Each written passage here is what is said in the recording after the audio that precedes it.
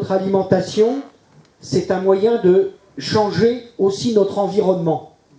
Mais pour changer notre environnement dans une région aussi agricole que la Bretagne, il faut changer d'agriculture.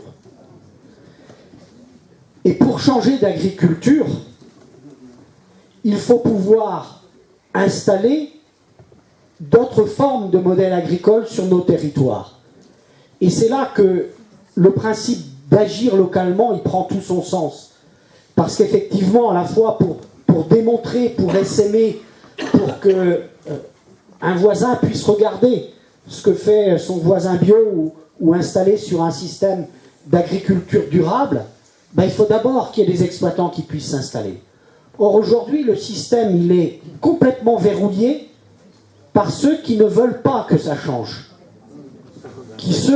Par ceux qui veulent au contraire que ça continue, que ça se concentre davantage et que ça s'intensifie davantage. Et donc, comme le changement ne viendra pas d'en haut, il ne peut venir que de nos territoires, il ne peut venir que de nos initiatives locales. Et quand je dis nos initiatives locales, eh bien c'est nos initiatives de réseau, des groupes d'environnementalistes, de paysans, d'agriculteurs bio, de consommateurs, qui rassemblent leurs forces et aussi leurs moyens financiers parfois, pour permettre l'installation sur des systèmes de développement meilleurs, de produits de meilleure qualité, plus protecteurs de l'environnement, plus développeurs d'emplois. Ce n'est pas les autres qui feront ça à notre place. Et notre responsabilité, alors même si à Hauts-et-Rivières de Bretagne, on n'est pas non plus, il faut le dire aussi, un organisme de développement agricole, mais être une association de protection de l'eau et des rivières, ça nous oblige un peu à être un organisme de développement agricole. Et j'allais dire, dans tous nos groupes locaux, on devrait pouvoir développer des actions pour mobiliser, mais localement, à l'échelle d'un canton, à l'échelle d'un petit bassin versant, mobiliser des moyens nouveaux pour permettre l'installation sur des systèmes agricoles différents. Parce que, on a parlé de Xavier Belin tout à l'heure, c'est pas lui qui va changer l'agriculture sur nos territoires, ou s'il la change, c'est pour qu'elle soit encore demain plus concentrée, plus intensive, plus destructrice de l'environnement, plus destructrice de l'emploi, et produisant des produits de moins bonne qualité.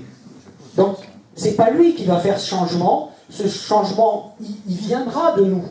Alors, moi je lance un appel, parce qu'il y a un peu partout en Bretagne des associations qui regroupent aujourd'hui localement des producteurs, des consommateurs, qui les mettent en relation. Il y a des projets d'installation qui sont soutenus par Terre de Liens, un peu partout sur nos territoires, et on en a aussi des exemples ici localement. Et je crois que vraiment, si on veut contribuer à faire changer les choses positivement, à ne pas se contenter d'avoir ce discours global qui est parfait, mais qui est un peu, malheureusement, sans conséquences visibles sur le terrain, eh ben, il n'y a pas d'autre choix que d'investir localement, de rassembler des voisins, de rassembler nos partenaires associatifs, de rassembler nos partenaires agricoles pour tenter modestement, à l'échelle d'une commune, d'un canton, d'un petit bassin versant, eh bien, de permettre que des terres, plutôt que d'aller servir à l'agrandissement d'une porcherie et de permettre d'épandre davantage de lisiers, eh bien, elles puissent aider à l'installation des jeunes.